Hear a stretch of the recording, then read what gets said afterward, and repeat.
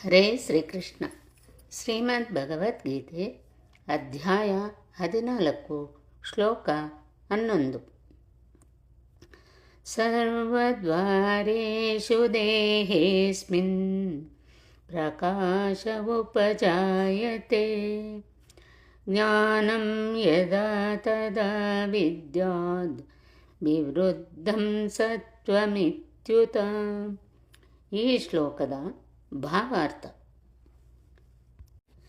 ದೇಹಕ್ಕೆ 9 ದ್ವಾರಗಳಿವೆ. 2 ಕಣ್ಣುಗಳು, 2 ಕಿವಿಗಳು, 2 ಹೊಳ್ಳೆಗಳು, ಬಾಯಿ, ಜನನಾಂಗ ಮತ್ತು ಗುದ. ಪ್ರತಿಯೊಂದು ದ್ವಾರಕ್ಕೂ ಸತ್ವಗುಣದ ಲಕ್ಷಣಗಳಿಂದ ಬೆಳಕು ಬಂದಾಗ ಮನುಷ್ಯನು ಸತ್ವಗುಣವನ್ನು ಬೆಳೆಸಿಕೊಂಡಿದ್ದಾನೆ ಎಂದು ಅರ್ಥ ಮಾಡಿಕೊಳ್ಳಬೇಕು.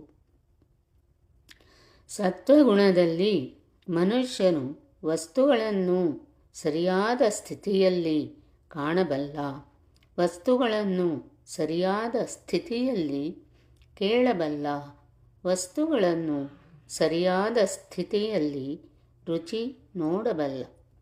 ಅಂತರಂಗ ಮತ್ತು ಬಹಿರಂಗಗಳಲ್ಲಿ ಮನುಷ್ಯನು ಪರಿಶುದ್ಧನಾಗುತ್ತಾನೆ. ಪ್ರತಿಯೊಂದು ದ್ವಾರದಲ್ಲಿಯೂ ಸುಖದ ಲಕ್ಷಣಗಳಿರುತ್ತವೆ. ಅದು ಸತ್ವದ ಸ್ಥಿತಿ.